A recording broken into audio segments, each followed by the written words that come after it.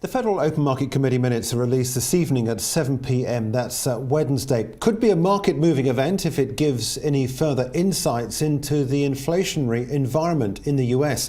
It comes in the context of weaker than expected inflation data recently, which has put a big question mark in front of any further interest rate rises this year from the Fed. These minutes are from the last meeting from the 25th to 26th of July, which all but explicitly stated that September would be the month for the announcement that would focus on the balance sheet roll-off. Now, since then, a number of FOMC members have publicly commented on the appropriateness of an announcement around that issue, while stressing their expectations of what they say to be a very smooth and predictable process of the balance sheet reduction. In fact, some Fed members talking about a boring process. So they don't want to shock the markets. They want to preempt the markets by giving as much indication as they possibly can, as to the point they want to start taking off some of these bonds that are on the balance sheet at the moment. So now, how do you trade this event at 7 p.m. this evening, UK time? Let's take a look first of all at the dollar basket, because I think this is relevant in the context of where the dollar has been moving and the big pull down that we've seen since the beginning of this year, the Trump trade boosting the dollar back end of last year, and all this and more has evaporated with the dollar down at the lowest point at 92.28. Here we are now at 93.66. There has been interest in the dollar recently, and the MACD pointing to momentum on the upside. So potentially we have more gains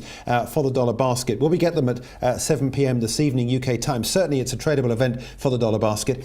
Some 60% of the dollar basket is made up of euro dollars. So let's switch on to what the euro dollar chart is looking like, and we've been following this uptrend here for the euro against that increasingly weaker US dollar. Now, are things about to change? We're getting to a very interesting point here.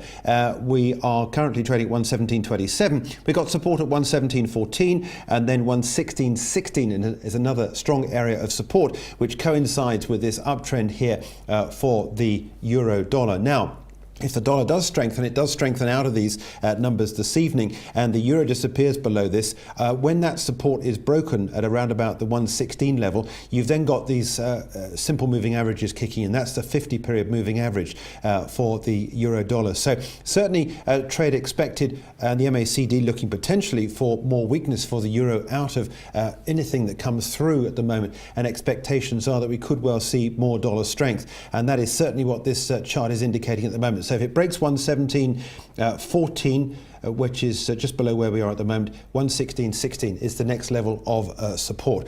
And of course, also this has potentially an effect on the equity markets. This is the daily chart for the S&P 500. In the last couple of days, we've gone back up above what had previously been resistance and then support at 24.53. This trades all around the clock on the IG platform at the moment.